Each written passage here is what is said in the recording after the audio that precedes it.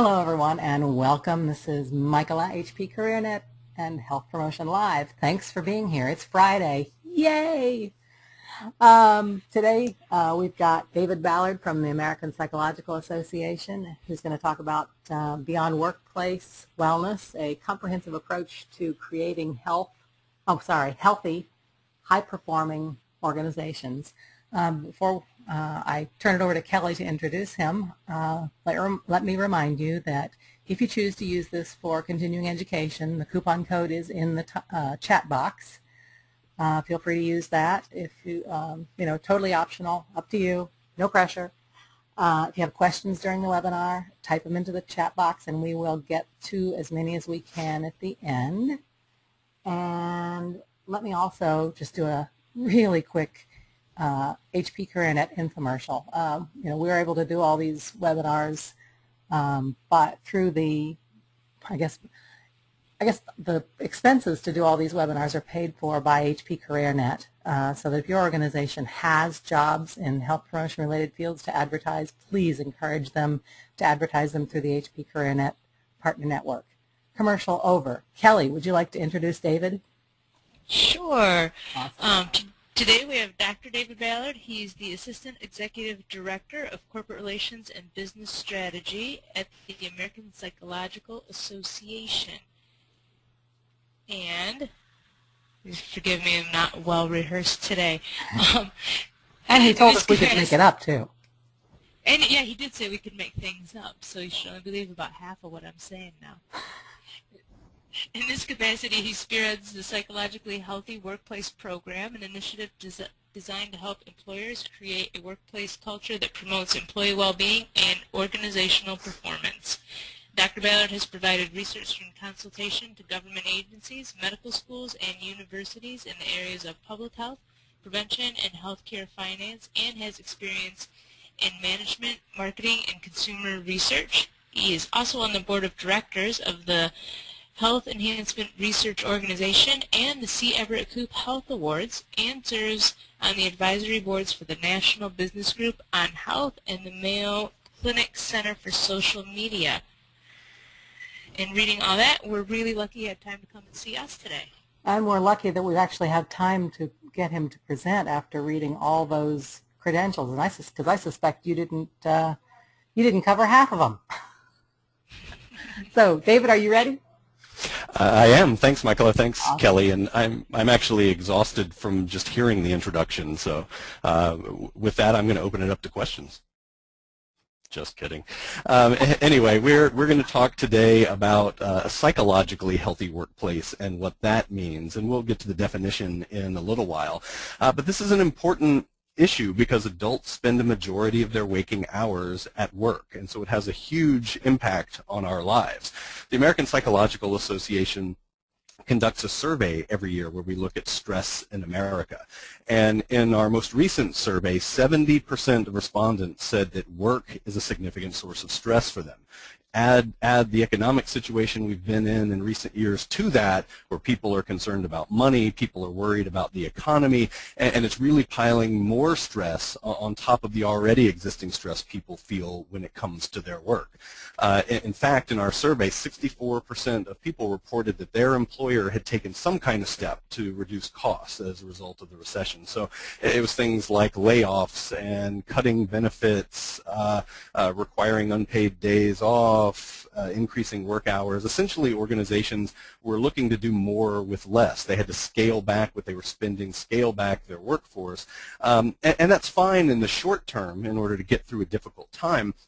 But what we've seen is, even though we're at the front end of a tentative recovery, we're seeing some companies and industries return to profitability, what hasn't happened is those benefits and those cuts have not been restored yet. So the employees that had taken that burden on to help their employers get through tough times, to help each other make it through these difficult circumstances, they haven't had those things put back. So they're continuing to experience that increased stress, despite the fact that things are turning around. And people aren't so willing to do that long term, and it's not realistic to expect people to be able to hold on to that level of pressure and stress long term. When we dig in a little bit deeper and see what is it exactly that are stressing people out at work, low salary tops the list. People say they're not getting paid enough, compensated what they feel like they're worth. And pay is one of those issues that when it's not enough or perceived not to be enough, then it creates a problem. It creates those negative reactions from employees. Once it rises to a certain level where people feel like it's adequate, it really doesn't add any more to their positive experience at work. So pay is one of those things that you have to have enough compensation so that money isn't an issue anymore. But after that, you have to factor in other things. If you really want people to have a positive work experience, be truly engaged and committed, and do their very best. If you look at the results of the survey, immediately following low salary was a lack of opportunity for growth and advancement. So people didn't feel like they had anywhere to go. They didn't have any opportunities for growth. Additionally, people reported too much work. They were having to work too many hours. And there were unclear job expectations, and that was compounded by the fact that they were often having to pick up additional work for the slots that had been cut, the employees who had been laid off during the recession. So there are a lot of factors that we need to take into consideration, and organizations have really been struggling. And start at noon, so in addition to the struggles that organizations faced, employees have also been facing those difficulties as well. So despite that fact, and despite the fact that many organizations are struggling, some companies, some employers actually do understand that link between employee well-being and the performance and success of their organization. These are the kinds of companies that are putting programs and policies in place to help support employees, to help the performance of the organization, and they're achieving results. So they're able to lower their healthcare costs or at least slow the rate of increase, which is sometimes the best we can expect nowadays. They're able to improve productivity and performance and see a bottom line result. So in the past, there were organizations who would do things to take care of their employees because they believed it was the right thing to do. And certainly it is. No one would argue with that, or I certainly wouldn't argue with that. But on top of it being the right thing to do, it's also smart business. It makes good business sense to make sure your employees are at their best so they can contribute to the organization. So in short, what those organizations are doing is creating a psychologically healthy workplace. And right up front, I want to correct some misconceptions about what I'm talking about when I'm describing a psychologically healthy workplace. As a psychologist coming from the American Psychological Association, often people think that all we're concerned with is mental health. So depression in the workplace, workplace stress, EAP services, mental and behavioral health benefits. While all of those are important components and really necessary for a high-performing organization, that's the tip of the iceberg. When we talk about a psychologically healthy workplace, we're talking about health in a broader sense. An organization that's psychologically healthy is one that puts practices in place, programs and policies, that contribute to employee well-being and organizational performance. And those two things affect each other. So when employees are healthier, the organization performs better because the employees are performing better. When the organization is healthier, that contributes to employee well-being. So it's a cycle that if you get it in place, functioning well and having a positive effect, it feeds into itself and improves the outcomes for other parties. What I see happening right now is when I went to business school, I was taught, as most people are in business school or have been in the past, that the ultimate goal in business is to maximize shareholder return. And I think what we're seeing is a shift away from that to an approach that really I conceptualize as optimizing stakeholder value. So it's small changes in words, but it has a really big meaning because you're not looking to get the most for any one stakeholder that's in the mix. You're looking to get the best possible outcomes for all of the parties involved. So you want to get good outcomes for the company, obviously, for the management and leadership of the company, for the employees, for the community that the organization is embedded in. There are a lot of different stakeholders that come into the mix. and to find the optimal balance there. Sure, you could squeeze more productivity out of your workforce, but at what cost to their health and well-being? Sure, you could lavish more benefits on your workforce, but at what cost to the organization's bottom line? So it's about finding that balance. And organizations are creating these psychologically healthy workplaces, and there is no single best way to do that. There are a variety of ways to create a healthy workplace, but the kinds of practices that we see and that we're talking about tend to fall into 5 buckets. Health and safety is the obvious one, but then you also have things like work-life balance and flexibility, employee involvement, employee recognition, opportunities for growth and development in the organization, and all of that is held together by a hub of effective two-way communication. So I'll talk a little bit about each of these areas before we move on. Employee involvement is a really important one, and this model shows distinct buckets around this circle, and that's not actually true. There is overlap, and employee involvement is one of those areas that actually spans into all of the other areas and can affect it positively or negatively. Employee involvement, really, these are the efforts that organizations take to increase involvement, empower workers, involve them in decision-making, give them more job autonomy, and this has a variety of positive effects for employee and organization that we'll talk about in a few minutes. Health and safety is the big bucket here because it's all of the efforts that the organization has to improve the physical and mental health of employees. It's prevention, assessment, and treatment.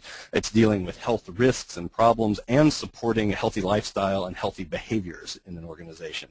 So there are a wide variety of workplace practices that fall into this category to help them manage their health, help them reduce risk, manage stress effectively.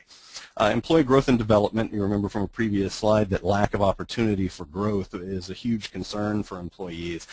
So in this area, we're not only talking about training, but we're also talking about the opportunity to apply the new knowledge, skills, and abilities that they gain through training to the actual work that they're doing. We know from transfer of learning theory that if they don't have a chance to actually utilize those new skills, the training doesn't stick, the individual and the organization don't get the benefits that they would otherwise achieve. Work-life balance is another important one, and it's a popular one you hear about in the media all the time. What we're talking about in this category really has 2 different subcategories. The first is workplace flexibility. So that's telecommuting, compressed work weeks, all of the different things that you see done to help employees be flexible in how, when, and where they actually do their work. The other component of work-life balance is non-work support resources. So those are the concierge services, the access to child care and elder care resources, all of the things that help employees manage their non-work responsibilities so that when they are at work, they can actually be at their best. Employee recognition is increasingly important, and we've seen an uptick in peer recognition programs. But for employees to feel like they're being recognized and appreciated for their contributions to the organization. This is monetary and non-monetary. It's formal and informal. Some of the most effective interventions in this area are the informal, non-monetary ones. It's the simple thank you for a job well done that's said in a meaningful way to a coworker. So all of these areas function together. And one of the problems that we often see in workplace wellness interventions is it's done piecemeal. You put in a weight management program, you put in a fitness facility, you put in a smoking cessation program. None of those programs exist in isolation. They all interact with each other, as you can see in the model. So you really have to take a systems approach and look at holistically how are all of the components of what you're doing functioning together to work effectively to enhance well-being, improve functioning, and create positive outcomes for employees and the organization. The other important aspect of this model is the big box around the outside, and those are the contextual factors. These are really important in customizing the workplace practices to meet the actual needs of the employees and the company.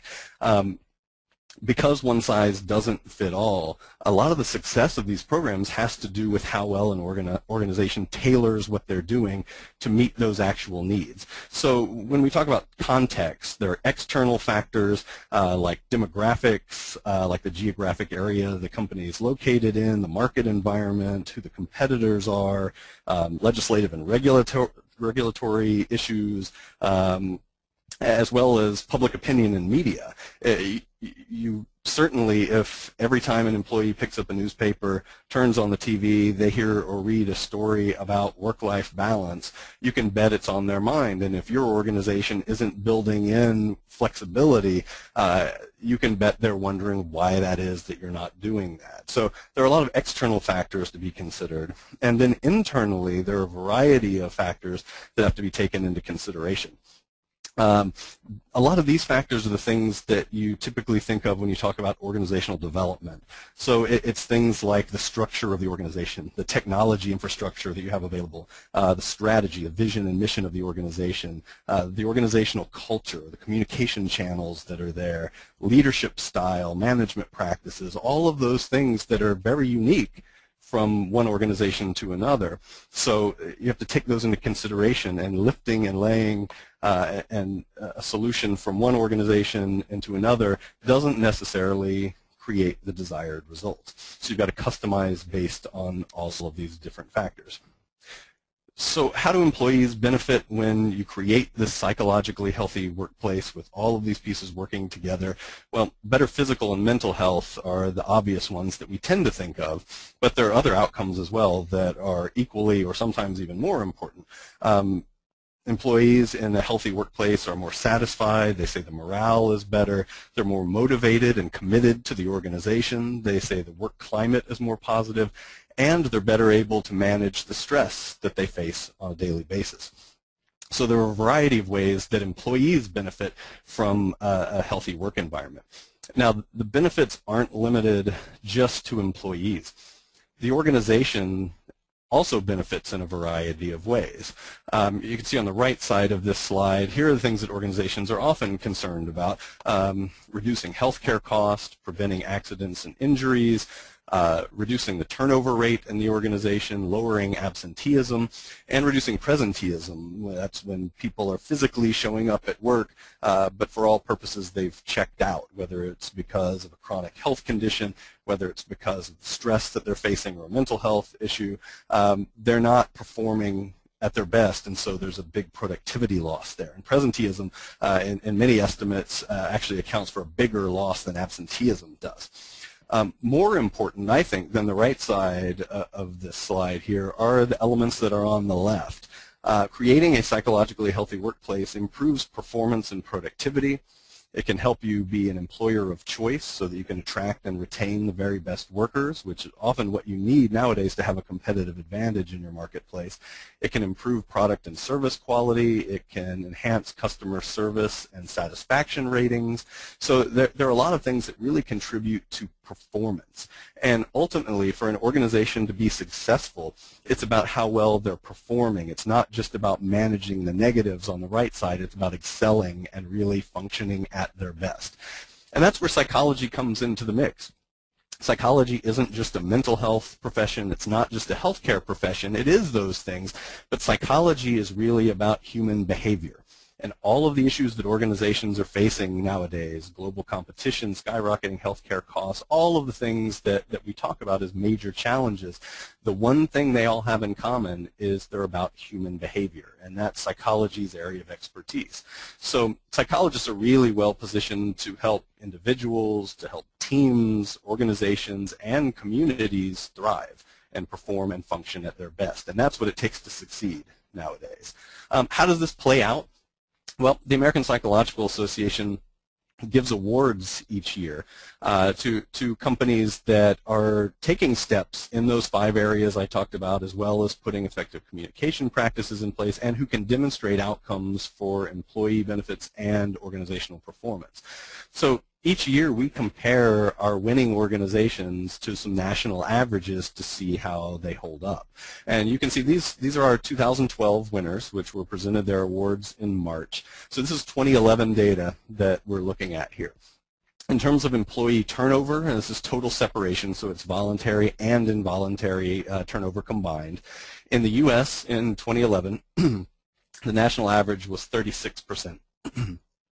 Our award-winning companies last year, 11%. So that's a huge difference in terms of the amount of turnover that's happening. And year after year, we see this kind of discrepancy. We've seen everything from employee turnover in our winning organizations hovering at 4 or 5% up to about 14% in the past few years. And national average has been in the range of 36 to 41% in the past few years. So this big difference shows up consistently year after year. In terms of stress, it's also another area where healthy workplaces are outperforming national averages. Nationally, 41% of working Americans say that they are stressed out on a daily basis at work. So this is chronic stress that they're experiencing day after day. In our award-winning companies, it's less than a quarter of employees who are experiencing that. So a big difference there in terms of what people are shouldering day to day. If you look at some of the other outcomes, more employees in these healthy companies are likely to recommend the company as a good place to work. They're more likely to say they're satisfied with their jobs. But the one on the left here really sticks out to me, and again, we find similar numbers year after year. These are the employees who say they intend to seek employment somewhere else in the next 12 months. So in the next year, they're looking to get out of their current employment situation and go to a different company. Nationally, U.S. average, 28% reported that they're looking to get out of their current arrangements in the next year. That's compared to 14%, so half the rate. So a big difference there. And so even if they don't actually leave, so if you're talking about a 28% intent to quit, is what we're talking about, even if they don't all leave, they at least are spending time being dissatisfied, perhaps surfing job boards while they're at work, and at very least not performing up to their potential, not doing their best work because they're not happy with their employment circumstances. And we'll talk some more about what happens when employees don't feel valued at work. We'll come back to that in a few minutes. Some other factors that we take a look at, the availability of different kinds of programs and policies and how they get used. So in terms of flexibility and work-life practices in an organization, in our award-winning companies, 70% of employees said that they had flexible work arrangements or work-life policies available to them in their workplace. That compares to less than half nationally. So a big difference there.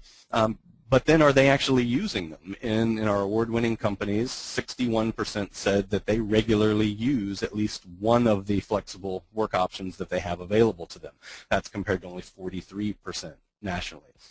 In terms of creating a healthy environment and promoting a healthy lifestyle and healthy behaviors, 72% of employees in our award-winning companies say that they believe that their organization promotes and supports a healthy lifestyle, helps them be healthy. That compares to 40% nationally. And then that's got to translate to participation.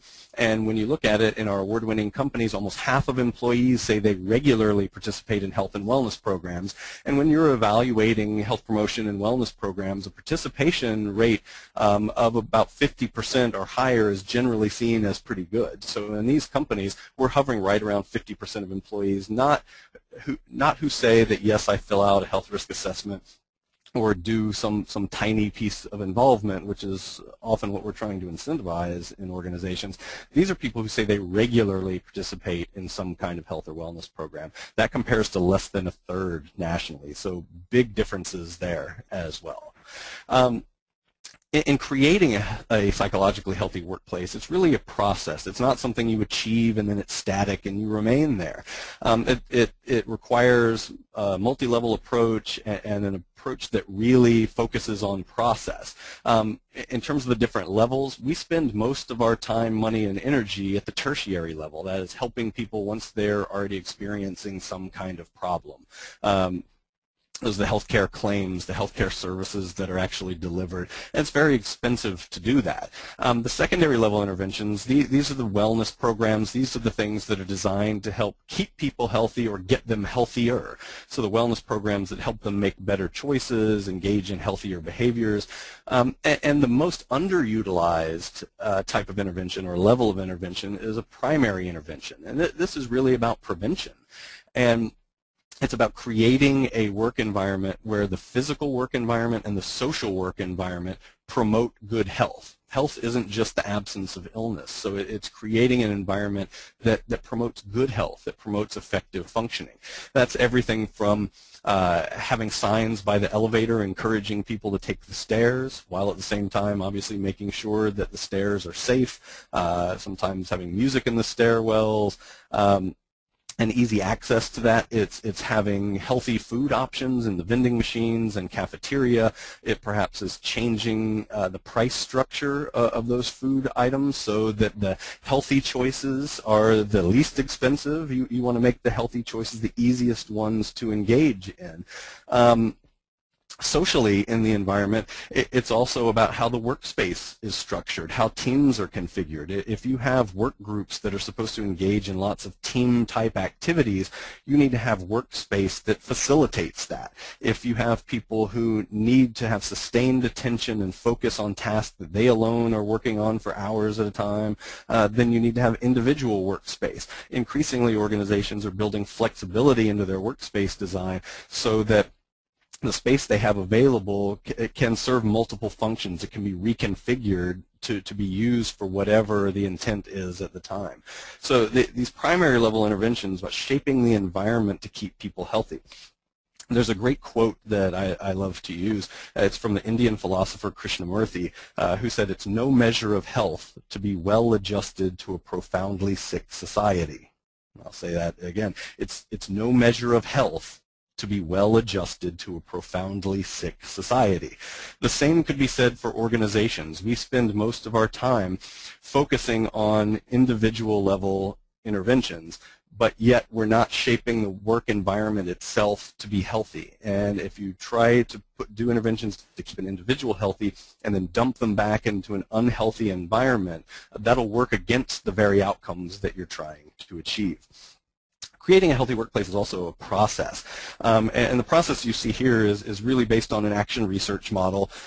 It starts with a good assessment, and this is where many organizations who are trying to put wellness programs or health promotion programs in place, it's really where they run into problems. They don't start from a good assessment to identify what the actual needs are in the organization, and then build from there. They jump straight to wanting to apply something that a vendor is trying to sell them, trying to apply a program they see done in another company that they think is great, rather than starting with trying to identify what their actual needs are. In doing that initial assessment, you have to really figure out what your purpose is. What are you trying to accomplish?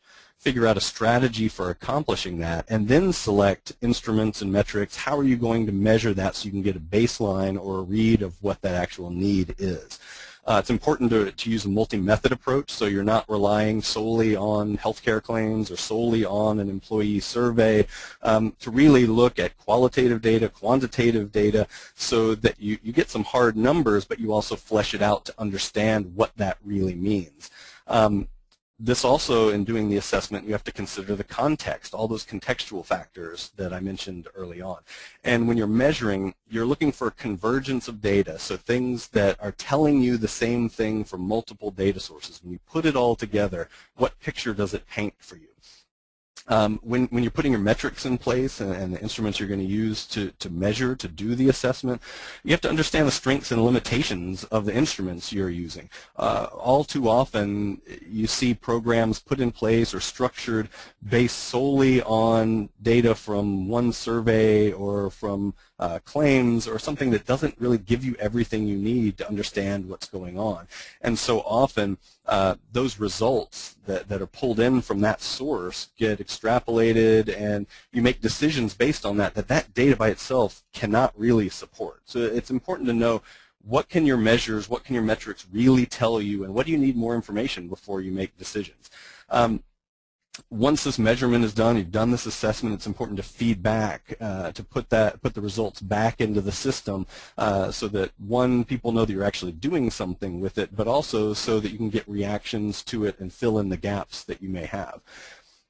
Once you have that initial assessment and you know what the needs are, you've figured out how you're going to measure it, figured out what approach, what you need to address, then it moves on to custom tailoring and strategic implementation. So this is where you're designing the program or working with the vendor to put together a program that's going to meet your needs, and it's taking into consideration all of the resources that are going to be necessary to do it effectively, the people that need to be involved, what kind of data or information you need, who's going to be accountable and responsible for moving it forward, for measuring results, for keeping the ball going. What's leadership's role going to be?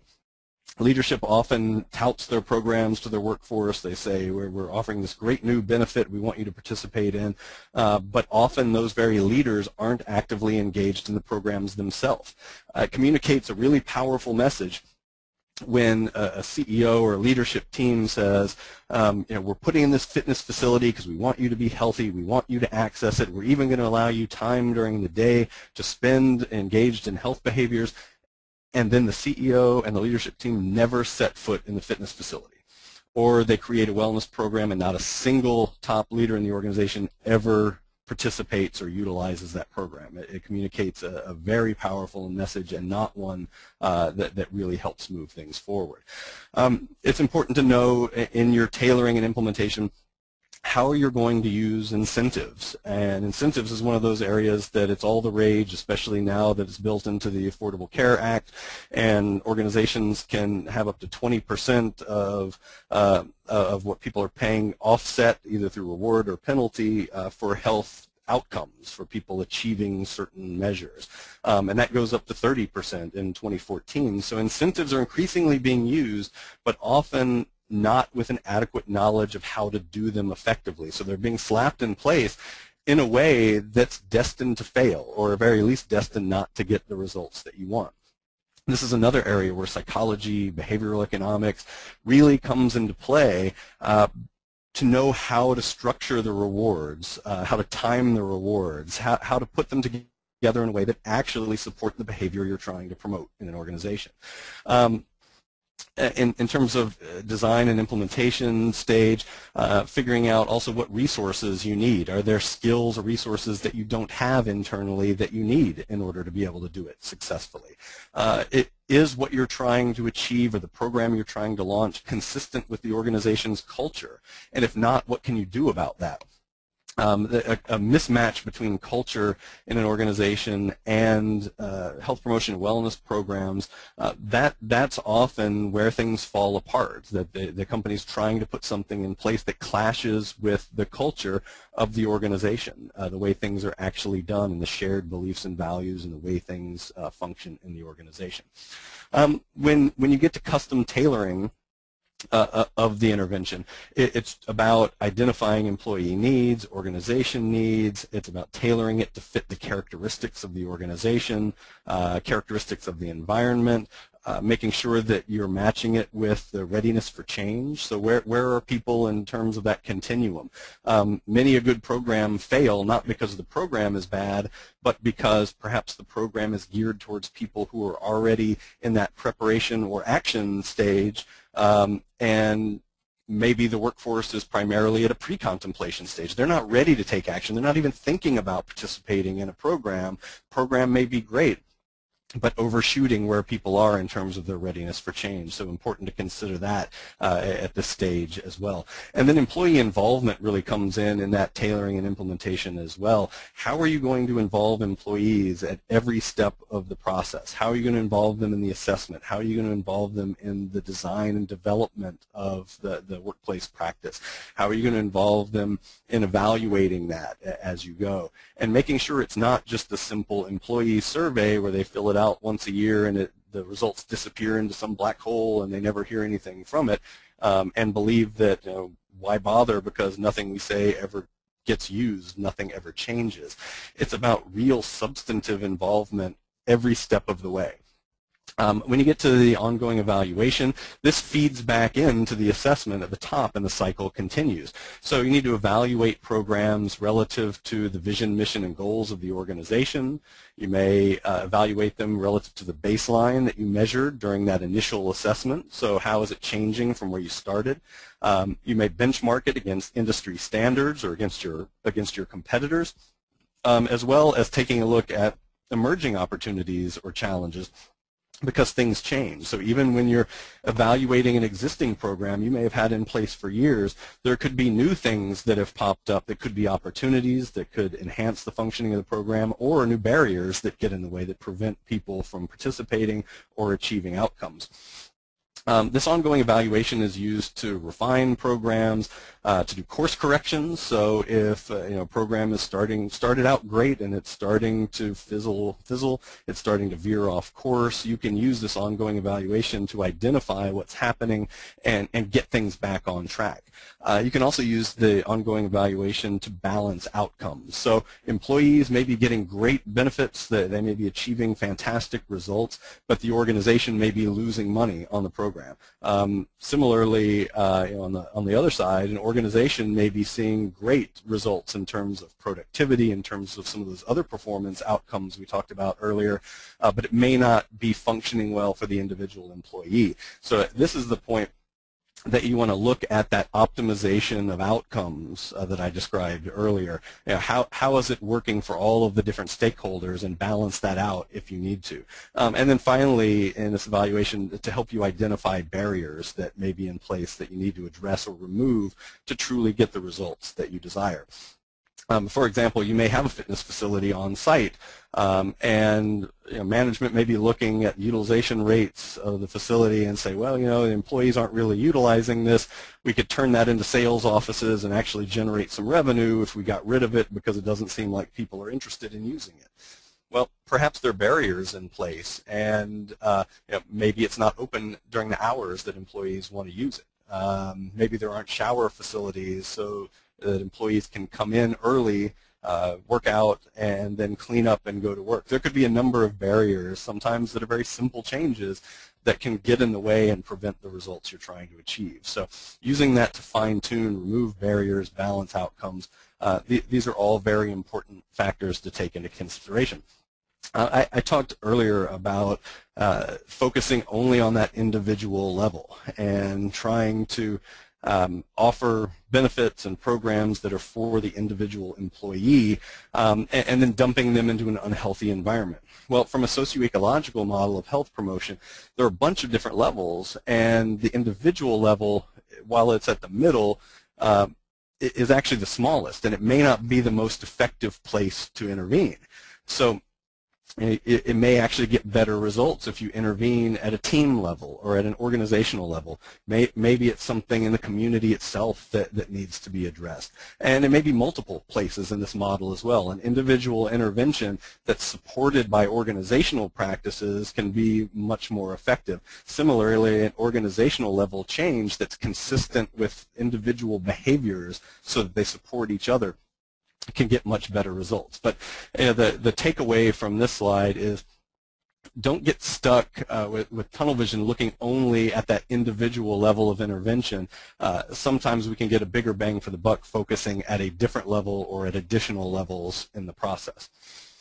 So when you put this all together, what are the things that we see that stand out for getting good results, for differentiating the high-performing organizations from those that don't get the results that they were trying to achieve? Well, the first is the custom tailoring, that organizations that do that good assessment really understand the actual needs of their workforce and their organization, and then customize programs and policies so that they're a good fit for that, get much better results. The second success factor is tying what you're doing, tying your efforts to the mission, values, and goals of the organization. If your health promotion or wellness program, or your training and development program, or your reward and recognition program, if it's inconsistent with the mission of the organization, when times are tough and cuts need to happen, those cuts are going to happen to things, to programs, to areas that are not core to the mission of the organization. So the best programs actually have their own mission statement that connects to the mission of the organization. And in fact, the strongest organizations build employee well-being and performance into the mission of the overall organization. Much easier to argue for supporting and for keeping programs that are designed for these purposes when it's built to support the mission and goals of the organization. So tying that in is really important in a concrete way. Senior management commitment is a big one. When you've got a CEO or a top-level leader, somebody who's a champion of the program, who's willing to go to battle when other people may be either not valuing it or looking to cut it.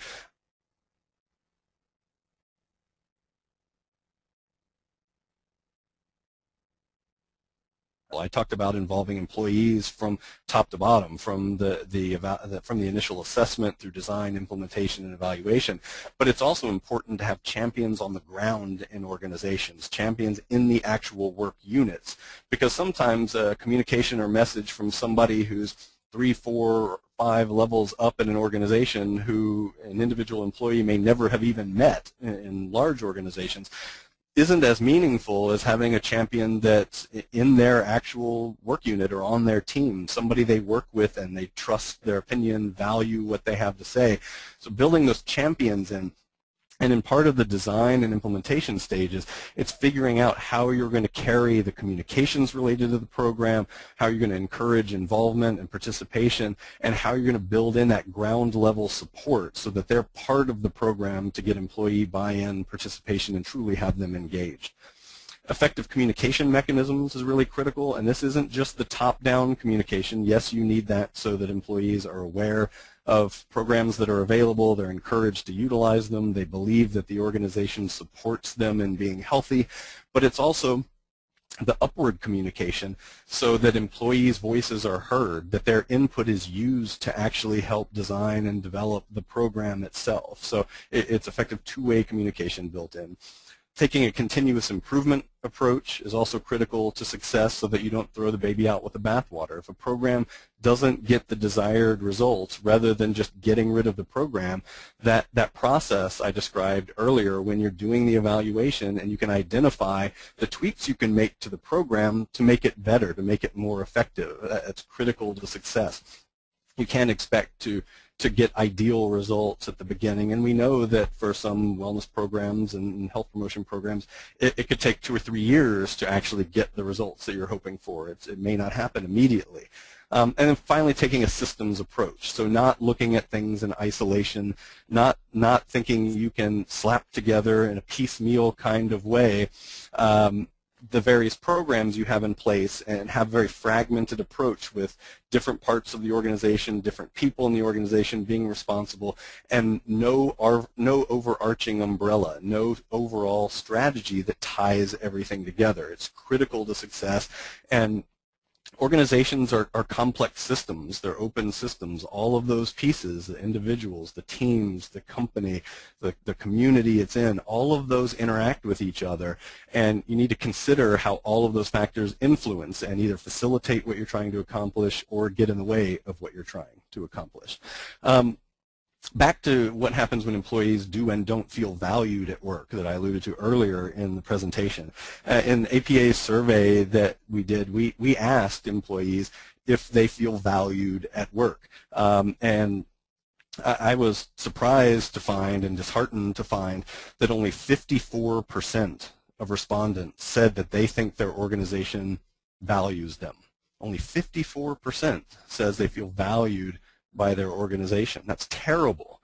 It's just over half. So there's a huge portion of the workforce who feels like the company doesn't even value me. And look at what happens when that's the case. Employees who say they feel valued, 93% said they're motivated to do their very best for the organization. Compare that to a third for employees who don't feel valued. 93% versus 33%. Huge difference. If you have a workforce where most people say they don't feel valued, and you've got 2/3 of them that why would they even bother doing their best work? They're not motivated to really contribute up to their potential for the organization, and why should they? They don't think the company values what they're doing anyway. In terms of turnover intent, similarly, when employees feel valued, only 21% said they intended to look for another job within the next year. Compare that to half of the workforce when they don't feel valued. Half of people who said they didn't feel valued said they're looking to get out within the next year. Half. That's huge. And then finally, recommending the workplace to others is a good place to work. Employees who feel valued, 85% said they'd feel comfortable saying this is a good place to work to other people that they knew or met, compared to 19% of those who say they don't feel valued. So it's really important to look at people's experience at work and what they feel about working for the organization. This is where psychology comes into play as well, because we spend a majority of our time dealing with problems at work. We talk about what's horrible about work, what we hate about our jobs. I mean, this is, it's just built into the culture that we talk about a lot of negative things, and even if we want to make it better, oftentimes we're only talking about how to fix the stuff that's wrong. So increasingly, we're talking about positive aspects of work. And in fact, in the Psychologically Healthy Workplace program at APA, we're actually doing a little mini campaign right now called I Love My Job. And we're using it to talk about the positive things about work, what people get out of work. So positive emotional experiences, healthy relationships with their coworkers and their boss, feeling like they're making a difference or contributing to a cause that they care about, having good benefits that they feel help them live a good life and achieve their goals. It's all the positive experiences that they have. It's not just about happiness at work. Happiness is important, but there are a lot of other positive experiences that people can have at work as well. And when people are having those experiences, they're more likely to be working up to their potential, contributing to the organization, and really wanting to do their very best and make contributions at that kind of level. So we're running this little campaign right now. And actually, if you go to phwa.org, you'll see there's a little ad or button on there that looks similar to this. And we're asking people to tell us what they love about their job. And we're getting all kinds of interesting results. I mean, everything you can imagine. Some people say that their boss is supportive of their career goals and helping them get additional education and training.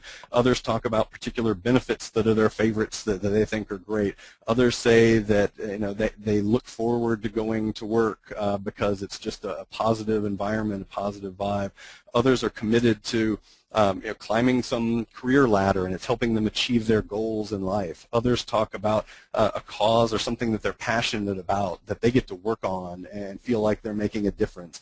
So you can go there and tell us what you love about your job, and we're actually highlighting some of those on our Facebook page and our Twitter page, as well as in our blog. And once a month we pick our favorite and we actually send a little treat to that employee to share with their coworkers. So it's a fun little campaign that gets us talking about the positive aspects that are going to contribute to performance and success, not just the negative aspects of work. I'll give you a little bit of info about the Psychologically Healthy Workplace program itself at APA, and you can read more about that on our website. But in addition to the awards that I talked a little bit about when I showed you data comparing our award winners to national averages, the awards are actually done at a local level. Our affiliated state, provincial, and territorial psychological associations, they actually present the local level awards, and organizations go through a process of applying for those awards, where they fill out written applications, qualitative and quantitative. Employees complete surveys. Psychologists go out and actually do a site visit and make observations and meet people in the actual organization. There are short essay questions. And then we do, it's a good assessment with multiple components, and we look for convergence. We're looking at all those areas that we talked about, the 5 buckets, communication and outcomes. And organizations that are performing well in those areas receive awards at the local level. When they win those awards, they're eligible to be nominated for APA's awards, which span North America. It's actually U.S. and a number of Canadian provinces. And that's a very competitive process because they're all companies who have won at the local level. This isn't just for the big multinationals. We have a lot of small and medium-sized companies apply. We have a lot of not-for-profit organizations apply. We even have government, military, and educational institutions apply. And one of our core messages is that any kind of organization can create a healthy workplace. It's not just for companies who can spend millions of dollars or hundreds of thousands of dollars on this. Often the smaller organizations can be more innovative, they can be more flexible and do unique things that would be very difficult to do in a larger company. We also give what we call best practices honors, and we define best practices not as a practice that every company should follow and do the same thing. The way we define best practices it's something that's done in an organization that's tailored uniquely to meet the needs of the company and its workforce, and it works great for that company. So we like to be able to highlight those innovative things that are done as well. In addition to the awards, we have a variety of information, resources available. Our website, which the URL will be at the end of this presentation, phwa.org. Tons of information there, as well as case write-ups of all the different companies who've won our award over the years. We have an e-newsletter and a blog and a podcast. We have a presence on Facebook and LinkedIn, Twitter, YouTube. We're all over social media. And we also are doing some small programs. In fact, we've got a program coming up on June 28th in Chicago, where it's a one-day conference where we're talking about a variety of psychologically healthy workplace practices. Everything from what neuroscience has to tell us about leadership and wellness, to incivility and bullying and how we can address that in the workplace, a variety of topics, and a lot of really great speakers. Our goal is really to show the examples of organizations that are doing this well, but then also provide resources to help organizations of all different types create an environment that's good for employees and good for the performance and success of the company. The program has grown tremendously. We currently have 56 state, provincial, and territorial associations that have local awards, and more than 500 companies across North America have received those awards. Here's my contact information. Feel free to email me, or you can connect with me on one of my professional social media accounts on LinkedIn or Twitter. So you can connect with me there, and I post, especially on Twitter, I post lots of information about workplace health and wellness, business, psychology, healthcare, a lot of information that ties into a variety of these topics. And then you can also go to phwa.org, which is the website for the Psychologically Healthy Workplace program, to see all the information that I described earlier. So with that, I'm going to wrap up, and if we have a few minutes for questions, I'm happy to stick around for a few. Super duper. Well, we do have some good questions, I think. And thanks so much. Before I start reading those questions, thanks so much. It's so awesome to see the APA doing something that creates such positive energy and feelings. So, really congratulations on that. Thanks. It's one of the highlights of what I do, to actually be able to look at and talk about the good things that are being done and not just problems. Yeah, exactly. Yeah. Let's see. Okay, aside from the award winners, Bill would like to know, aside from the award winners, with increasingly reduced resources available to employers, how do you see the program, I guess, impacting employee program silos? That's one of the challenges that often comes up or often gets voiced, is that we don't have the money or the resources to do this kind of thing. And in fact, in smaller companies, it doesn't have to cost a lot of money to put healthy workplace practices in place. Some of the things that are most effective are the informal ones, and often the cost gets offset by the improvements in performance and productivity. If you're talking about a robust health promotion or wellness program that's well designed and put together, there's good research out there that suggests that the return on investment can be about 3 to 1, so it can pay for itself over time. But many of the things, if it's employees not feeling valued and recognized, you could put a recognition program in place in a company that could cost little to nothing, but could make a huge impact in terms of how employees are feeling, whether they're valued and appreciated. So it doesn't have to cost a lot, and sometimes in small companies, the most effective things are the more personal optional ones that don't necessarily cost a lot. The other thing I would add to that is tap into external resources out there in the community. Tap into if there are programs or resources available from a local chamber of commerce, a local chapter of the Society for Human Resource Management. Tap into resources from the American Heart Association, the American Psychological Association, American Diabetes Association. There's tons of information out there from nonprofits who are invested in improving employee health and functioning that are often no cost. So tap into those resources and use those as well. The silos, it's an important one to break those down, because especially in smaller companies, you may have resources available to you that you're not utilizing, and you may say, well, we can't build this big communication infrastructure around our wellness programs. And yet you may have a communications or PR person right down the hall, but they're not typically engaged in the internal communications around the wellness program. So tap into marketing and communications and PR within the company to help you more effectively communicate about the programs, use the internal expertise that you have, and break down some of those barriers. Wellness committees are great that bring together employees from different levels and different work units so that it's stopping those silos from happening, and it forces the components of the program to have to interact with each other and figure out how you can actually work together to get better results rather than having to expend more resources to do the same. Yeah, excellent. Let's see, Krishna has a couple of questions. One is, how does APA feel, thus advise companies on how to deal with the stress of the barrage of news media on obesity? Yeah, obesity is a huge issue for employers because of the research that's coming out that shows how costly it is in terms of healthcare claims, and it's tied to so many health outcomes that it's an issue that really needs to be addressed. And some of it, I think, is starting with that healthy culture itself, making sure that the food options provided at meetings and available on site are healthy, that the organization isn't contributing to the problem, and then making sure there are resources available for employees to actually get engaged, get involved.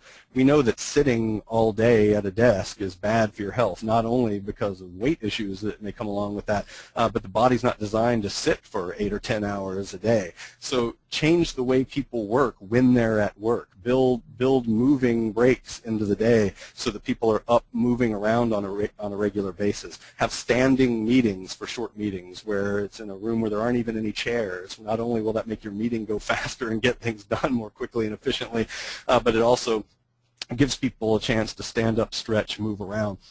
And then having those resources available, whether it's that you're able to have fitness equipment on site, or whether it's just that you encourage employees to go out and take a walk during their breaks. There are companies that put water out and available and encourage people to go walk around the area during breaks, as opposed to just moving from one room to another and sitting for another half an hour or 45 minutes. So lots of things that can be done to create a healthy environment and give people the resources so that they can start taking care of themselves.